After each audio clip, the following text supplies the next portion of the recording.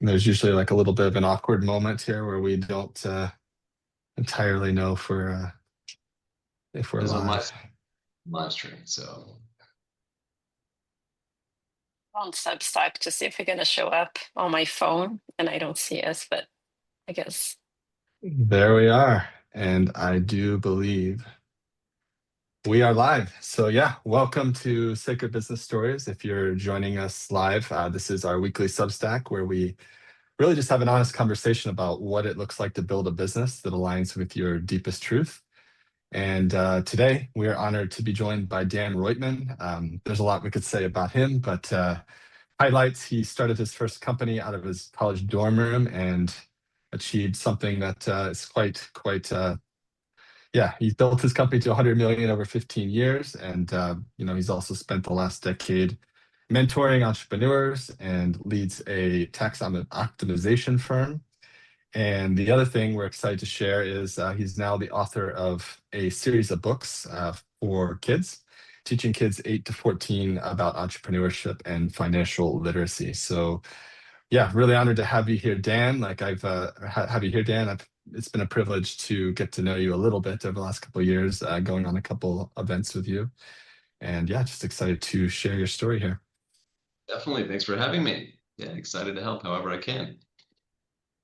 I just like to, well, first, it's an honor to have you here, and I'm very excited to learn a little bit more about your books, especially, but also your whole story. But I also like to remind people like why we created Sacred Business Stories, and it's really to inspire people to step into possibility. Like we talk about sacred business, that it's the business that brings us like all of who we are, like our victories, our failures, our challenges, like our certifications, and now we combine all of that, like and then we create something that supports our lifestyle. And then sometimes when people see from the outside, they just see what's happening right now and they don't know like all the path and everything that took for you to be where you are. And then we all like begin step by step, right? It's one thing that we handle and then another thing, and it's not an overnight thing that just happens like this. And I feel that just uncovering the story behind the business allows many other people to see that as a possibility for them as well, to just follow their heart and create something that is truly meaningful for them. So thanks for being here, and thank you for you that here watching. If you have questions, we're going to do our best to coordinate that as well. Perfect. Yeah, I mean it's never usually it's not a straight path. I mean, I think if somebody's looking to get into business, the best thing to possibly do is just to get started. I mean, then the question is just how you start. I mean, are you doing this as a side project, maybe while you're working, and then building something up that way, which probably would be a smart, low risk way to do something. Some people call that like a kitchen table business. And then there's I think when you're younger, it's better to take more aggressive risks. I mean, if you have no Mhm. family, kids, I mean, everybody thinks they have to go into corporate or whatever to go work for someone. Maybe that could be helpful for a few years if you have a certain industry you want to go into, but at the same time, you're probably at the age where you can take the maximum risk. So, and most people actually don't do that. So, Mhm. Sure. but that is kind of what I did. I mean, I dove right Yeah. in. Yeah. Yeah, I'm curious about that, kind of taking us back, and we can kind of connect that to where you are now. But like, what was your decision-making process at that time? Like, was it a very intentional thing, or was it just kind of a accidental process? Like, yeah, I'd just love to see if you can still connect with the version of Dan that was back in that dorm room. Yeah, well, I mean, we had to go back a little bit further. I mean, I was entrepreneurial as a kid. I mean, I I remember I was home one summer. Maybe I was like in ninth or 10th grade. I don't remember. And my stepsister came in and she was all like covered in, ice cream or whatever. She was working at this place called Friendly's, like serving ice cream. And she saw me sitting there on the couch and she was like, why are you so lazy? And why don't you go work somewhere? And I was like, what do you mean lazy? You just came back working, for 4 or 5 hours and you made like what, $20? I can just sit here watching TV and I'll go mow a lawn in like an hour from now and make $35. And that'll take me an hour. so it's all relative, right? So I mean, I would frequently, I'd knock on doors, see if people needed landscaping or mowing or shoveling snow or whatever it was. And so, or in school, it was like selling candy, and even now, I mean, my kids are like, I mean, they naturally kind of, I've encouraged them to be more entrepreneurial in many ways, but, I really don't, I'm not trying to be the doctor or the lawyer or engineer or accountant who's trying to push their kid into the same profession or something like that. I mean, I don't care what my kids do as long as they're happy and are in service are helpful to others, are productive. So basically, but even now my kids are like, I see them selling candy in school, which is kind of funny. Or my one of my daughters will come home and she's got she bought these little characters or something. I'm like, what are you doing with those? And she's like, oh, I'm going to sell them. And I'm like, okay, all right, hey, go for it. So, but anyways, I was entrepreneurial as well as a kid. And so that kind of developed over time. But then I think there were other things that kind of gave me confidence. I mean, so I actually ended up I started playing guitar when I was 14 and started practicing like 2 hours, then 3 hours a day. And before you knew it, I got inspired one day, had this song in my head that I recorded on the guitar and sent it in as a demo tape to a university. And I ended up getting a full scholarship for jazz commercial composition. And that kind of I went down that path for the first 2 years studying music along with business, and also I happened to study German just because I was born in Germany and wanted to keep it up. I moved to the States when I was 9, so in high school and college I kept up German. But anyways, I burnt myself out on music. So practicing, I mean, at one point I had to practice, like I was practicing like 6 hours a day, because I mean it's not just then guitar, it's also then at some point like sight singing and all this other stuff. And at some point I was like, this just becomes so mechanical, I just don't enjoy it anymore, and I sure as hell don't want to be a starving musician if I look at the odds. And so I thought, hey, I could apply that kind of creativity to business. So that was like one data point, like just saying, hey, business could be creative. I could create things, figure out whatever I want. And, obviously, when you go into business, you're kind of pursuing freedom.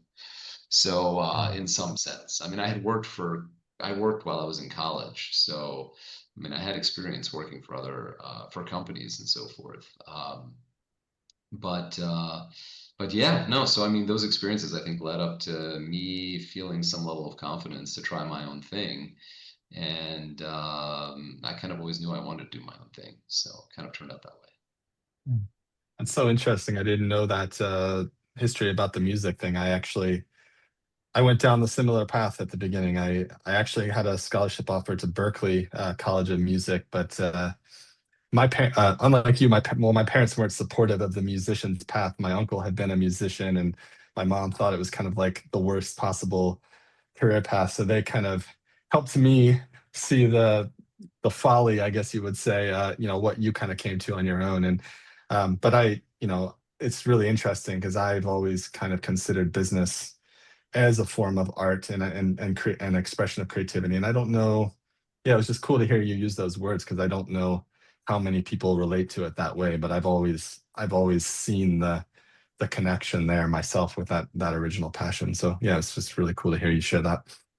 Yeah, I mean, it's just basically, creativity. It's like a life force, right? It can take many different forms. I mean, so in business, I mean, in music, now with books, right? In fiction, could be a nonfiction. I mean, whatever. But the usually nonfiction is more life experiences, but frameworks, if you create them, I mean, that's creative as well. So it's more, yeah. I got into Berkeley as well. I mean, they were offering like 50% scholarship or something like that. But I was like, I kind of was more practical. I was like, let's go for the full scholarship. Plus, my parents, I mean, they were super generous. They're like, we already saved for all this stuff. So it's like, hey, 50% of whatever the scholarship money is, you can spend on music equipment or whatever you want. So I felt like I was like on Wheel of Fortune, Jackpot. Yeah. Yeah. want this and I want that. And that was just great. I mean, but that came to an end, so gave that up. But those are the trade-offs. So yeah, no, I definitely think it's well, not only is it creative, but um, you guys call it sacred business. In some sense, I mean, business is a major crucible for personal growth.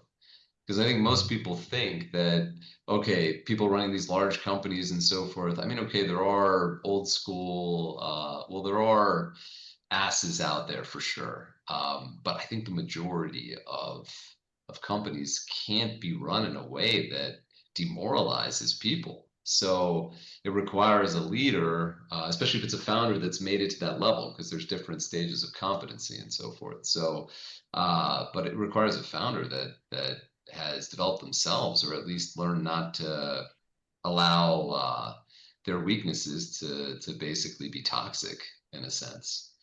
Mm. So they've at least like neutralized their weaknesses to some extent. I mean, I don't advocate turning your weaknesses, turning them into strengths. I mean, it's just a waste of time. But at a minimum, I mean, you can't like derail you. So from that standpoint, I mean, I feel like people have to also like use business as a crucible to personally evolve and grow and so forth. And then, eventually you also realize your limits. I mean, if you're working 60, 80 hours a week and you're not spending time with family and threatening your relationships and all of this, again, it's means that you're not actually a great manager or executive. I mean, or you're hoarding money and not willing to spend it on people that could actually pull you out of that situation.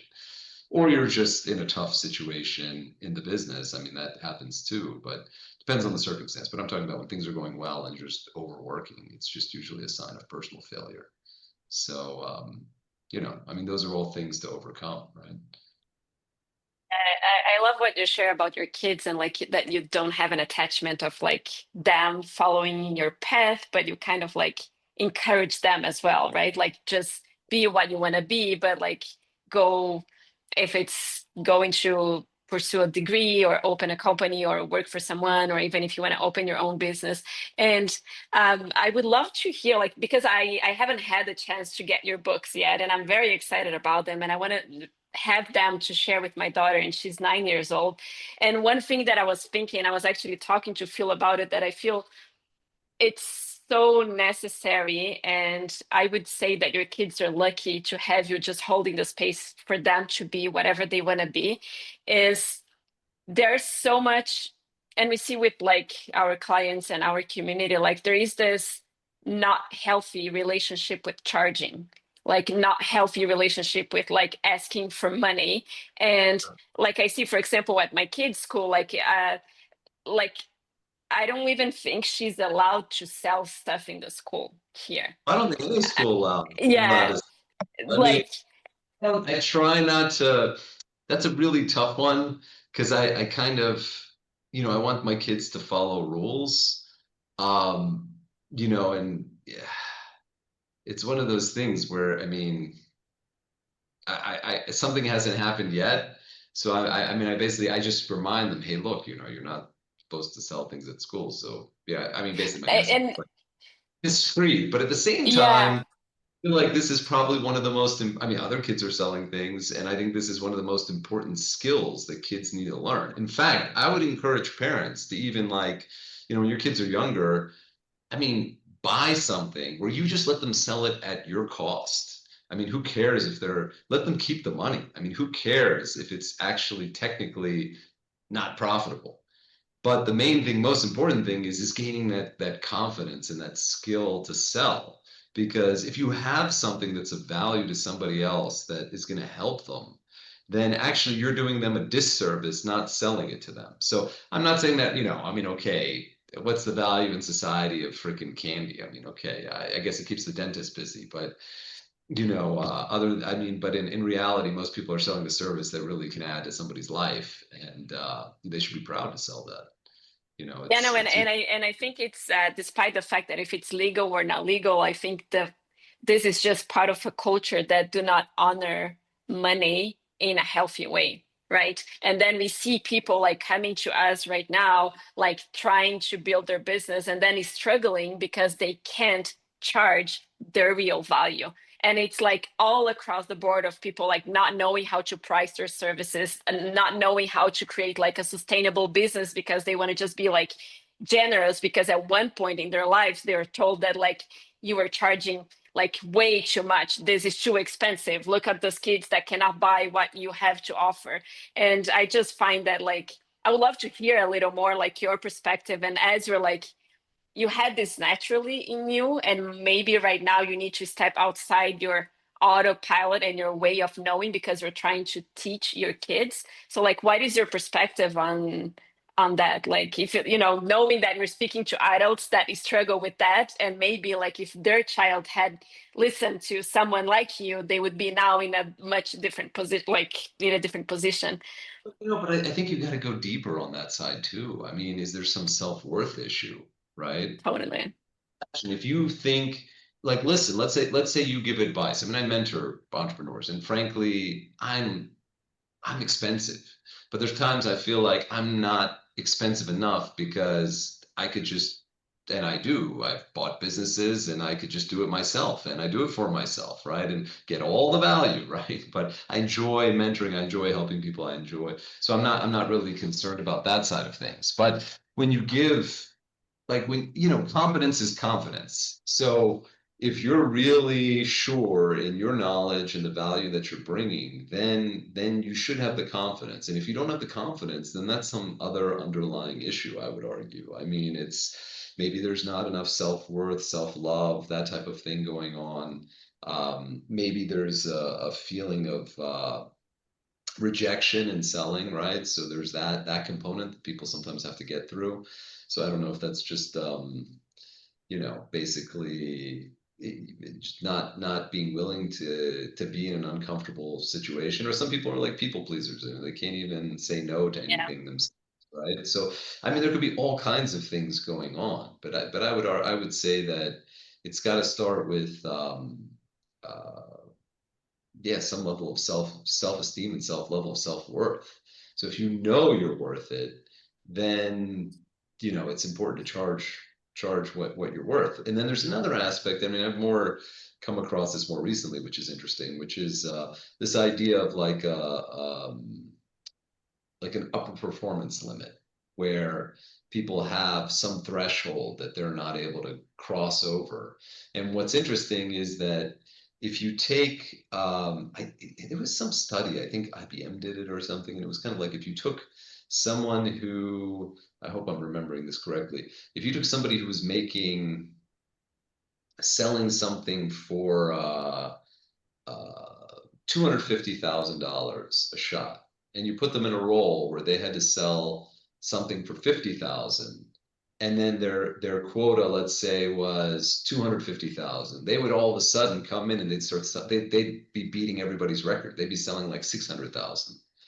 But in the inverse, it didn't work that way because somebody who had to hit a 200,000 or $250,000 quota, all of a sudden, like when it was 600, even though it was just differently priced products, mentally they couldn't adapt. So it was actually more of a mental issue than it was an actual capabilities issue. So there are exercises and things, and I mean, I'm not as familiar with your practices, but there are ways to work through those performance limits, and Yeah. so and that also happens even with like people I'm mentoring, like just on a basic level, like they I mean, I'm scratching my head sometimes when I'm like, okay, you're cooking dinner, like why are you cooking dinner? I mean, unless you really enjoy it, that's great. But if you don't, I mean, there's a certain point in business where you need to become kind of a diva. Like you shouldn't be cooking, you shouldn't be cleaning, shouldn't be grocery shopping, unless, it's taking a friend to the airport or family member. I mean, make your exceptions there, but otherwise it's like, or taking the kids for certain things or certain reasons. I mean, don't do any of that stuff because you need to, freedom isn't free. You need to buy back your time. So there are that, like, that's a mind shift in general, but it does go back to you reach a certain level and you don't realize at that level you need to be spending your money in different ways. Have your meals cooked for you, eat more healthy, have more time to think, have more time to relax. So I mean, those are just super basic things, but yeah, if you're not charging enough, then you'll never get to that place, right? Yeah, and then it's the cycle that never ends, right? Like you don't charge enough, and then you don't have more time, and then you can be creative because you don't charge enough because you don't have time, and then it goes like, Right. Or move to Brazil or Colombia, save your money or in dollars in pesos or what is it, the reales. So yes, yeah. Going to this thing about confidence is so interesting because like when we were living in Costa Rica, like my daughter was we had it we were living at in this farm and then we had events and she decided that she was selling rocks. And then she would like collect rocks on the property, and then we would make like a cute little boxes, and then she would sell it. And she was so confident that the rock had like a huge value. And then I remember there was like this the guy that came, and then his kids, like my daughter, sold the rocks for them, but very like $10 one rock. And then the dad came, that now he owns the money, and he's like, no, but like I need a discount or something. And she was so like on her element that the dad ended up paying like, I don't know, 15 or $20 for three rocks that she found somewhere. And then it's just like making me think about like how we lose that, like what, like this as we grow, and then we lose confidence on ourselves, and then we lose confidence on what we are building, then we can just charge like whatever the value is. And yeah, it was just interesting in my head, like, and how much she was like owning it, and I'm glad I held the space for her. I'm like, I'm not gonna. I do think that she's selling for a very high price this rock that she found here, but I'll let her play her game, and she did it. So, and she ended up making like, I think it was like $60 to $80 on that day selling rocks, which is yes, like, exactly. The only time I've intervened is when my youngest is a number of years back. She's like, yeah, oh, I sell them for, and it was like some inflated price to the younger kids because they'll pay that. I'm like, no, no, no, no, no. I'm like, don't take advantage of those little kids. That's not nice. So yeah, that's the only time I've really intervened. But then again, I mean, she tells me, oh yeah, I sold this thing and he paid on credit, and then she's like a freaking loan shark. I mean, charging like 100%. Like she's like, it's 1,000 pesos per day, and I'm just like what the hell? I mean, what are you doing? Like, and she's like, oh, then yeah, it just keeps going up every week. Like it starts to double. And I'm like, okay, all right, well, I didn't teach them that. So that's where you have to kind of rein it in, or that's where you say, hey, that's why we do have some rules that we all abide by. Just it doesn't like go back to Lord of the Flies, or something. So yeah, yeah, but sometimes Yeah. sometimes the market breaks. You need the Mhm. regulations. I mean, Yeah. so, but I'd love I'd love to take it back, Dan, and just kind of like connect. And for people that don't know your story, kind of, and I don't know how you want to do this. You could tell the story in however way you want, but like, yeah, I would just love for people to kind of understand kind of how you went from that decision with the music to starting this business that was wildly successful by most people's worldly standards, and then kind of like what's unfolded since then. And then I'm really curious, like how you've made decisions every point along the way. And one of the things that we talk about a lot is this idea that like if you're doing things that are meaningful, if you're doing things that are worth doing, it's perfectly normal to have this experience of like fear and resistance coming up. And yeah, I just love to hear from you kind of if that's been part of your journey or not, and kind of, yeah, just how you've kind of navigated from the outside perspective what looks to be have been a very graceful career. yeah. So, well, I mean, the journey was, I my dad was living in Europe, so I was visiting him, and I saw an ad for a text scanning pen, basically something that converted printed text into computer usable text. And so I had thought about that when I saw that ad in the in-flight magazine, I was thinking, wow, I had come up with that same idea like 3 to 5 years prior. As something I thought that would be a cool invention. And so I had an idea of how to market that to college students. So when I was in college, I ended up approaching one of my professors who was Swedish and ended up convincing that professor to fly with me to Sweden to pitch this company on this concept. And so off we went, and I ended up getting not much, but I got, like $10,000 or something in some funding to try this concept at college universities. And so then I launched it at the University of Maryland, and then it was going well. We got access to the school mail system, so I kind of like learned a little bit more about direct mail and things like that. And basically, long story short, when I was ready to expand it to 20 universities, they decided to pull out of the US. Well, they decided to switch their business model to more like security applications for their optical technology. And so basically, I had to find a new product to sell. And after that, I kind of landed on professional development products, of which communication skills, management skills, supervision, I mean, a whole range of things, sales skills. But ultimately, there was a category within that, language learning, that about a year later I ended up drilling down into and realizing that we had an amazing product there that just wasn't marketed well. And that's kind of what led, ultimately, we pivoted into the business that I ended up scaling to close to $100 million in revenue, which was with the Pimsleur brand, which became, which is an amazing audio-based language learning methodology, and at the time basically became the #2 language learning company, language learning brand in the U.S. And so my journey at that point was kind of one from entrepreneur to professional manager, I guess, over those 15 years, in the sense of going from, just being me to eventually learning how to hire and grow and eventually have a management team and, just scale the business. I mean, because it went from $5,000 on a credit card for an advertising buy to eventually, almost $3 million a month in media.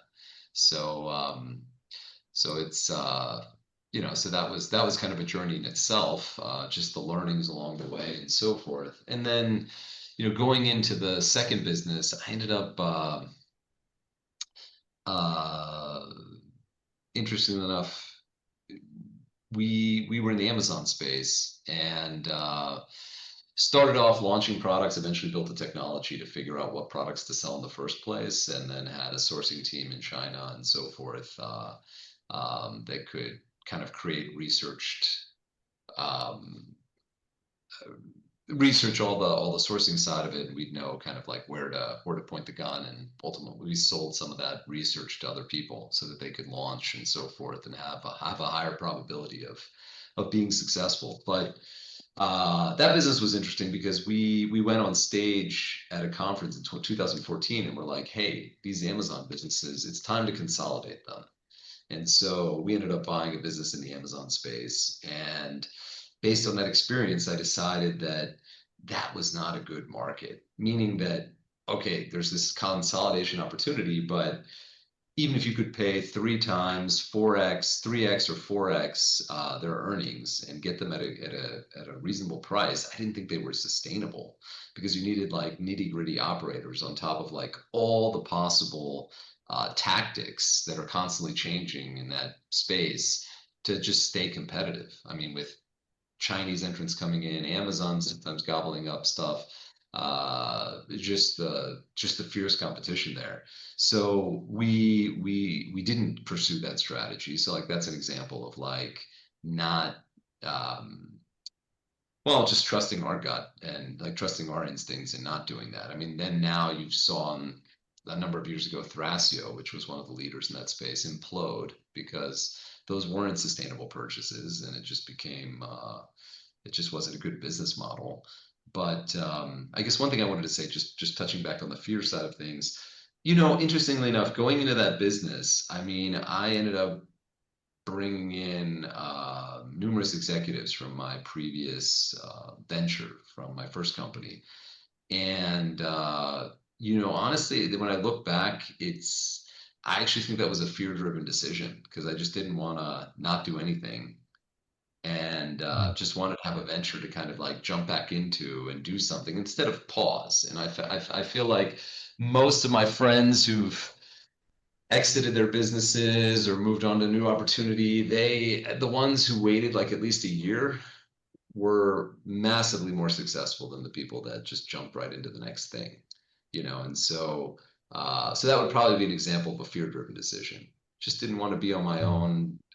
Just taking a pause. Wanted still maybe still attached to the ego of being a CEO and doing big things and all that other stuff, So probably um, I mean, I have no regrets, and I don't know that I would change any of my past, but just I would say that that's just something that because everything leads to something else, so you never know what that's going to be, and you can only see that kind of in retrospect. So from that standpoint, maybe that's one point where I did make a leap, and I'd probably say it's more fear driven versus many other things have just been, hey, this is the thing I want to do, and this is kind of like an area that I have a passion for, like the early education company I have, or the book series, which the books the kids book series is a part of. So that was something that I really felt, at the time, like we started that company in 2020, and the premise was or 2019, but that AI and automation would take away a lot of jobs over the next decade, and that schools weren't teaching the key skills that kids needed, Hmm. which I really I really believe that like the best at the time and still today, we believe that the best opportunities in the future are going to be in entrepreneurship, innovation, um,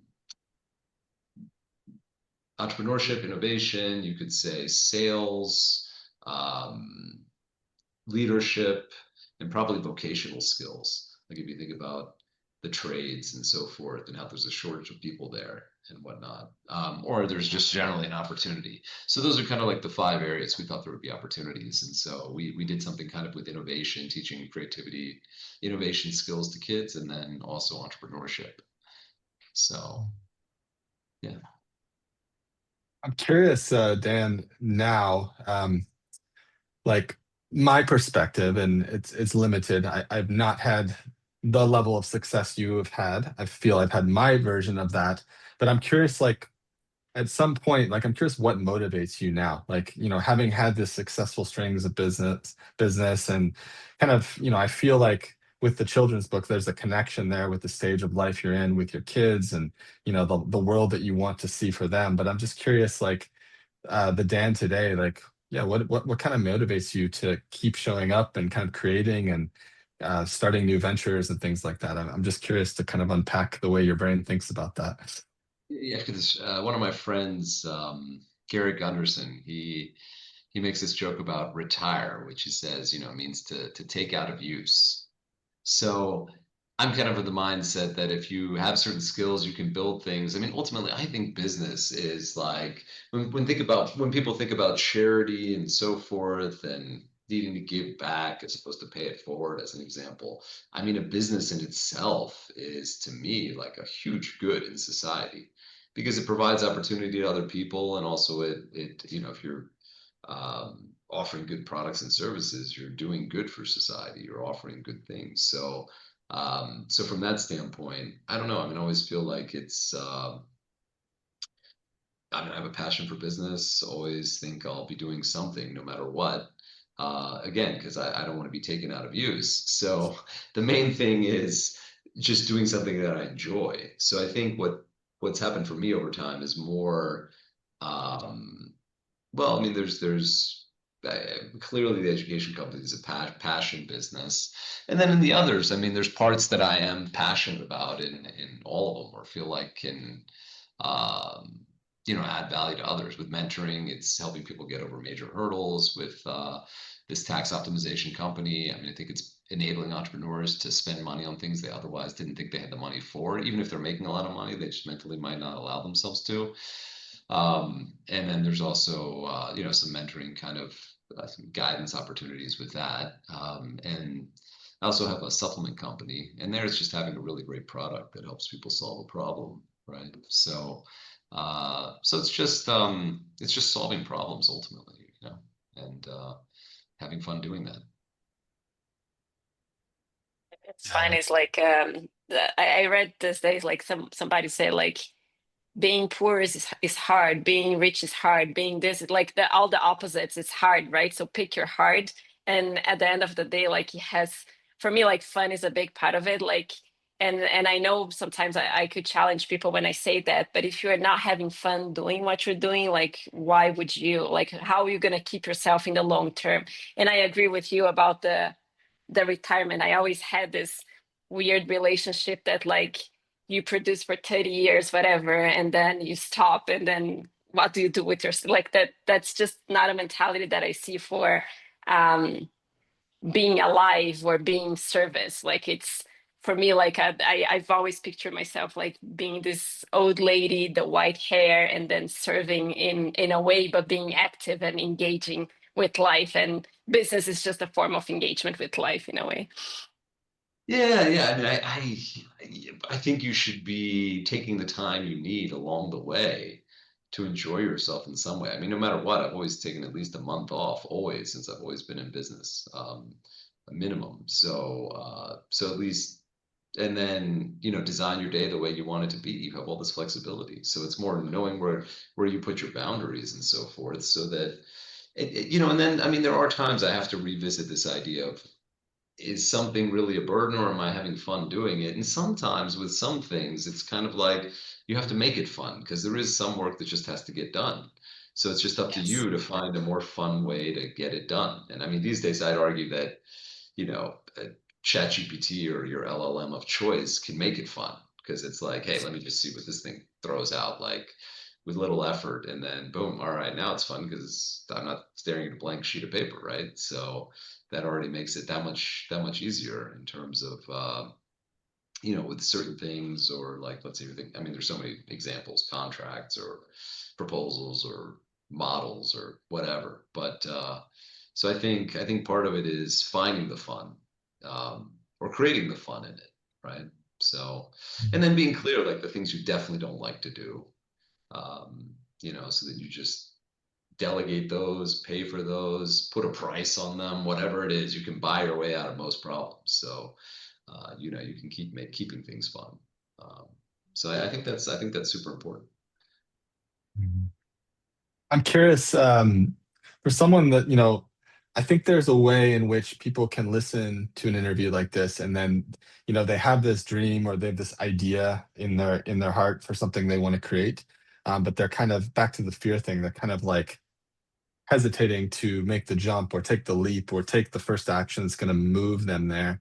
And they can listen to someone and kind of be like, that's great, but that's not me. And that's there's something special about Dan that like sets him apart. And I'm just curious, like what would be your advice for someone like that who's kind of trying to, yeah, trying to kind of build the confidence to kind of step into something new, and maybe the person that's been in the job for 10 years and knows they've got something cool, and yeah, what kind of advice would you give for them to kind of like kind of take the first step or test their way into a new way for themselves? I like the idea. And I don't remember where I heard this in the past. It might have been a Jeff Bezos thing. I'm not sure. But this idea of reversibility, like don't make decisions that are irreversible, meaning like you just mortgaged your whole home, you went all in, and now it's like, yeah, I burned the bridges and I'm going. I mean, okay, there are times in your life you can do that. Other times, like in your example here, somebody's been out there working and now they're thinking about how do I escape free and do my own thing. I would argue, again, start something small on the side, see if you can prove it out. Actually, or alternatively, I would say buy a business because you can reduce your risk by 90, 95%. I mean, I don't think starting a business is for every. I mean, I think starting a business is hugely risky. 90% failure rates, right? Versus buying a business, and I think the success rate is probably 95%, assuming it's not some big company buying it for, hey, we're going to get synergies with these guys, and those things don't materialize. But if you buy at a reasonable price, there's a high chance of success. And so I would say that's another way to start. But then broadly speaking, if we back up from this, there is I think I think another, probably these days, one way I might answer that question, which is very different than I might have answered in the past, is like, what is that blocker telling you? You know, what you are protecting yourself from something, right? By not taking the action. So there's something in your past, whether it was success or something else that had some hair attached to it that was difficult. Let's say it was a success. It still had some challenges, and there are parts of you that are going to try to stop, like protect you by not letting you move forward on something, right? So there's a whole aspect of kind of like the inner world that needs to be resolved sometimes if you find yourself procrastinating and not moving forward on certain things. And that's something I've become much more attuned to in the last probably in the last year, I would say, using those as signals like for spiritual growth, basically. Anytime you detect there's anything but like clarity and freedom and joy and so forth in your actions. But that's probably something much more recent for me. Mhm. So what would be the signal for you to go all in, right? So this is something I feel that's like a very personal thing that has to be negotiated. But right, let's say someone has started their business on the side, they're experiencing some level of initial success, like, but they're struggling to give it all of the energy that it requires because they're still kind of towing the line and doing their day job. Like what would kind of be your process for like evaluating, yeah, like I'm gonna go all in? I mean, I know for me, like when I left my corporate roles in product management, I just had this, I mean, I kind of just took the leap. I had this idea that like, hey, I've built skills that are always going to be valuable, or at least for some period of time, and that what I'm to your point, what I'm doing here is not irreversible. Like I have a network and I can always plug back in. And for me, I had the financial security to invest in myself in that way. But yeah, I'm just curious like how you relate to that. Well, like let's say it's somebody who's making a lot of money or making good money in the States, and they've got something that's starting to work on the side. I mean, I would argue, hey, is there anybody offshore you could hire to start actually working in the business and starting to advance it even more? That would be my first thought. So that you're able to arbitrage the labor and while minimizing your own risk, right? So that would be one way to think about it. The other way would be I would want to know, is the profit model dialed in? Meaning that, like there's this concept I call the big click, which is like when supply and demand meet each other. And like, let's say you're advertising online, like let's say this is a consumer brand or whatever, it doesn't matter, but you're able to acquire a customer profitably. That is like magic. That is not something to take for granted. That is something very, very special. And so if you've achieved that, then I would say you've already de-risked the majority of the business because that would be like the first point of de-risk is you actually have a profitable, at the fundamental level, you have a profitable business model. Because I mean, many people can sell things, but they can't acquire a customer without losing money, even if it's over time, right? Even all the other stuff people buy, the lifetime value is that was the problem in during the dot-com cycle back in the late 90s is they would spend more on acquiring a customer than they ever even had the potential to have a lifetime value to make from the customer. So that would be another factor I guess I would look at. And yeah, I mean, if those elements are in place, then I mean, the only other place that you can get to that, like, so there's the 80-20 principle, right? And then there's the 80-20 of the 80-20 of the 80-20. It's a fractal relationship. This is something that Perry Marshall kind of figured out the math for in his book, 80-20 Sales and Marketing, right? And um, so essentially you end up with 20% of inputs equal 80% of outputs, for percent equals 64 and roughly 1 equals 50%. So for me in business, breaking even in a business is like the 150 relationship. That's like half the battle. Then you don't have to worry about raising capital, or plugging capital. You're just focused on growth and like how do we grow from there? So there are these different stages of evolution of a business. And so you just have to know which stage you're in. And yeah, if somebody already has something kind of like starting to move and go and there's a real model behind it, well, then I mean, you've already kind of de-risked the first part of it. Then it's just doing enough of it that you get to that next phase, which is breaking even. So you could combine that with, could you offshore some of this? Could you do stuff at ultra low cost, de-risk it even more, and then make the leap? Or, there's other ways. You can find investors. I mean, there's so many things you can do. So it just comes down to, put a plan together, make sure you're not like burning the boats. And you do have that safety net, like as you said, you had savings and so forth, and just plan for something and then make the leap. Or just buy a business and forget all that, then just leap in. I mean, there's so many ways to approach this thing. I love Carolina, we were talking about this. There's a book and we were talking over the show that about Derek Sivers, who we had on the show, and I really love him. And do you remember the title of his book, the one that's like all the opposites, Carolina? Uh, How to live, I think. maybe it's How to Live, but I just love that book because it's like it's basically like what you just said, and then it's like the opposite, and it's like this whole thing. It's like really hard to kind of, some people just like will be like, oh, I'm just gonna leap straight into it, like no safety net, and that's the way Right. everybody should do it. And then it's like the opposite of that, which is like kind of what I was describing my experience. And it's so fascinating to have these conversations and recognize that there's not really like one true way, to approach these things. There isn't, but I guess, if things work out on the other side, great.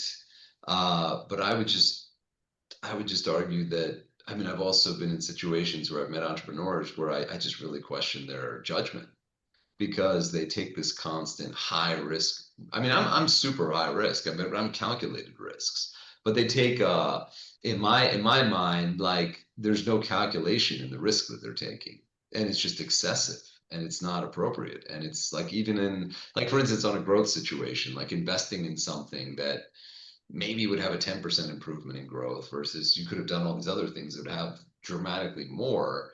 And I mean, just making bad decisions on that side. So I would argue it's probably better to make irreversible, like to make reversible actions as opposed to, Reversible. Mhm, mhm, because otherwise it's just you're betting everything. I mean, why? Well, I mean, it's already high risk. Have a couple bullets, to still in the gun, whatever. It can be aimed at something. mhm, So that would be my recommendation.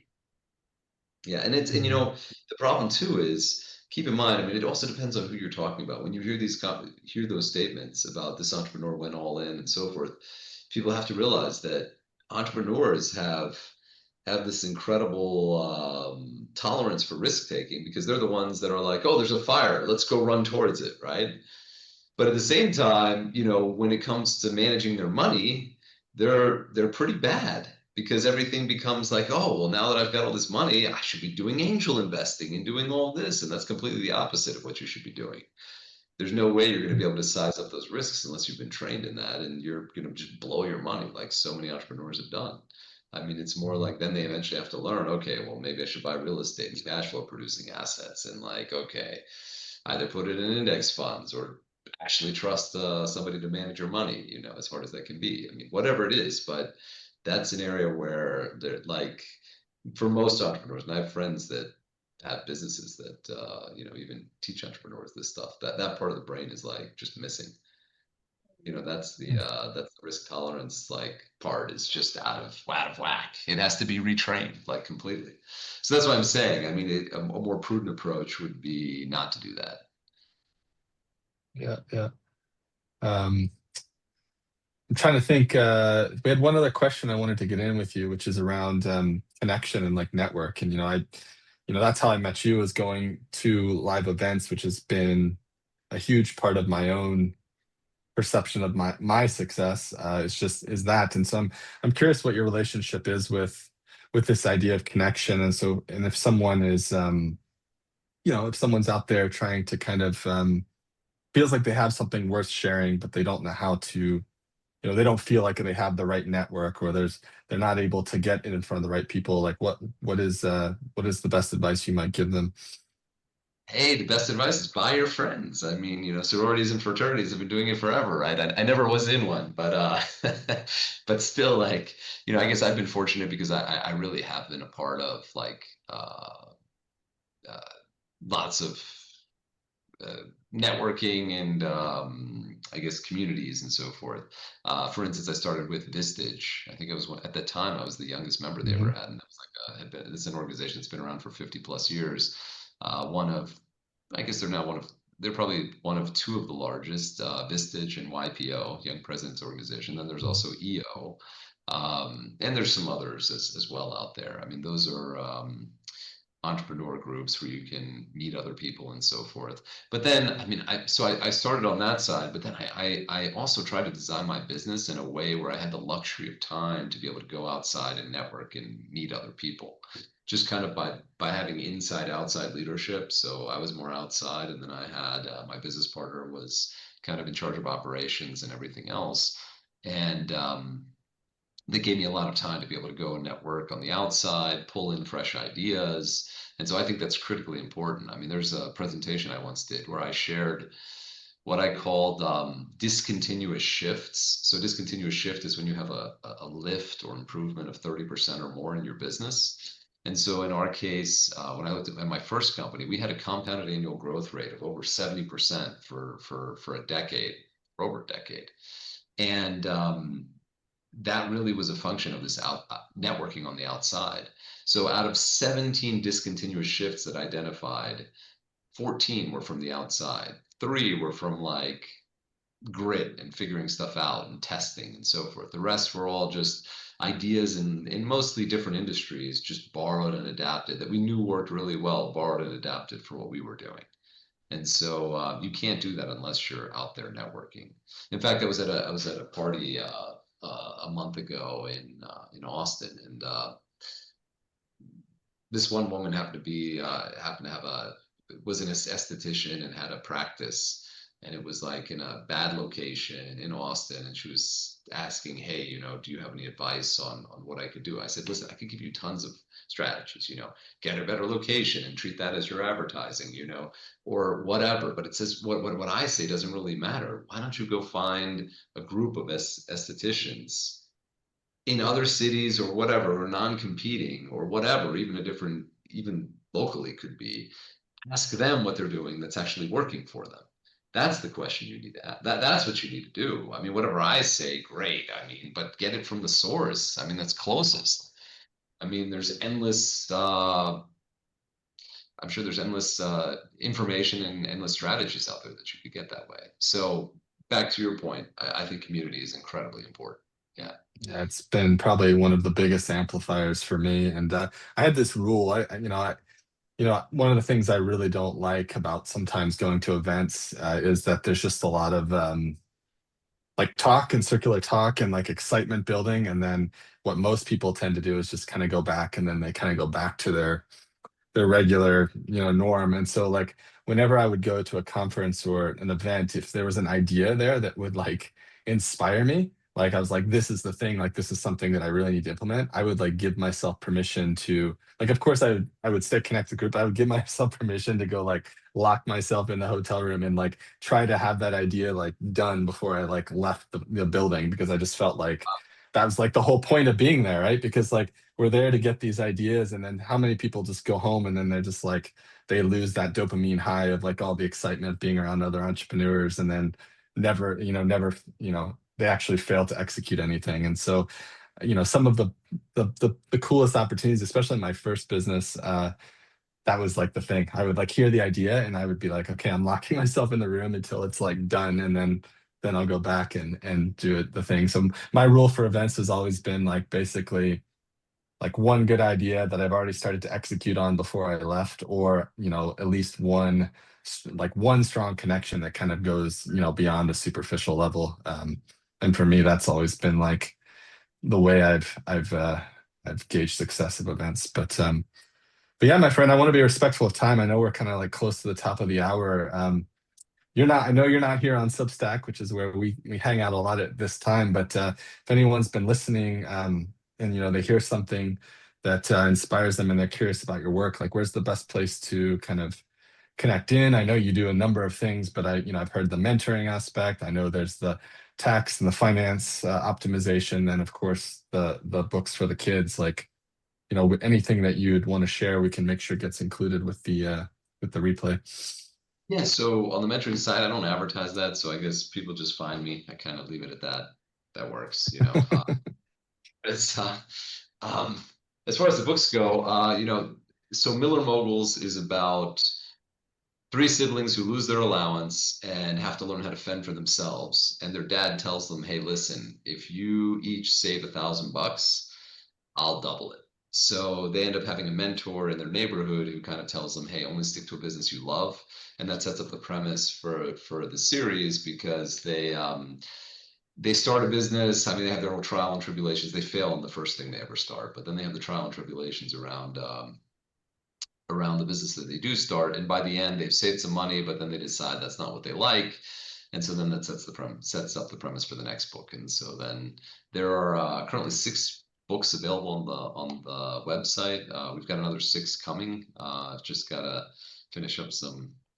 I don't know, just haven't done the final. I've already sent stuff out to an editor, and it's all been on my plate to review this stuff. But I'm getting there. So it's soon it's coming. So we've got 6 on there on millermoguls.com. And then as far as the tax optimization, so long story short on that, that probably doesn't apply to most people because it's unless you're earning at least if you're US, if you're an American citizen earning at least $500,000 or more in a business, it does apply. And then we could save you up to 40% on your taxes. So typically 150,000 per $1 million of EBITDA. And so that's at jarvismorris.com. Uh, but uh, but yeah, no, I appreciate the time, and if there are any follow-up questions or whatever, I mean, on Substack and so forth, happy to answer them too. So just Yeah, let me cool. know. And we definitely want to share that book with our audience. So we'll make sure that those links make it in. And I'm going to tell you here live just because I might forget otherwise. Have you ever heard of something called Boundless Life? Are you familiar with this? Is that the travel Boundless The Life? Is that travel this? school. It's a travel school, yeah. Like it's something we've been like looking into for ourselves. But I was just thinking it could be like a very interesting organization to think about with this, getting this book out there. It just feels very aligned in many ways. Yeah, So I yeah. just thought I'd I mention that too. recently went on that, and I might have met 2 people, so I need to go look into that. I You've think been part of that. no, no, I know somebody. I know at least one person who's gone, and Okay. we've definitely thought about traveling around the world for a year, and it seems like they make that a lot easier, like with kids and putting them in school there and so forth. So, but also something I'd say about the books is, look, if somebody has any ideas of how to get this in schools, or I had like an entrepreneur say to me, "Hey, I'd love to donate this to my school," I'm open to help. I mean, this is kind of a passion business. I mean, it it only breaks even I mean, at this point, I mean, the business breaks even only because I've outsourced part of the team to to like $100 million plus company, helping them with their advertising. So I got a really amazing team there. But it's one of these things that we're still figuring out the advertising on and so forth. Because I decided to self-publish. I didn't want to go with a publisher at this point yet. So we're still, I mean, that's what I mean. Some stuff takes time. That's why when I was alluding to like the big click, it's like it just takes time sometimes to figure things out on the advertising side. I mean, with my first company, there was a point in time when we already were successful, but it still took us 2 years to figure out display advertising. And then after we Mhm. nailed that, all of a sudden we could spend $1 million, $2 million a month on that channel. So some things just take time to figure out. So you just Yeah. got to be willing. I guess last thing I'll say on the starting a new business thing, I have 1,000 day rule. Just got to be willing to invest 1,000 days, and know that it's going to be super. It could be Okay. hard. 1,000 I days. really like that because having a realistic timeline, yeah, it's most people I feel have a much shorter expectation of what they feel is going to be required to kind of get to that point. And so yeah, I think I really like that 1,000 days. Let's, think about 100 day rule. Like, just you gotta have your plan ready to go and be implemented already to try to figure out how you can add value to that business in 100 days. So take your pick, 1,000 days or 100 days. It's your choice. Um, Be sure Yeah, you I have like something. that too. So Yeah, be sure you're new to world to bring new to world if you're going to go that 1,000 day route. yeah, cool. Well, awesome, Dan. Thank you so much for your time. You've been super generous with us here today. And yeah, I'll share, we post a replay with all the links and kind of everything that we've talked about. So I'll make sure you get a copy of that as well, in case there's anything you feel called to share. And yeah, just really, really appreciate you being here with us. Definitely. Thanks for Yes, having thank you so much. me. Yeah, Yeah. we'll be in touch. Thank you, my friend. It Take was care. nice to connect. Bye. Take care. Bye.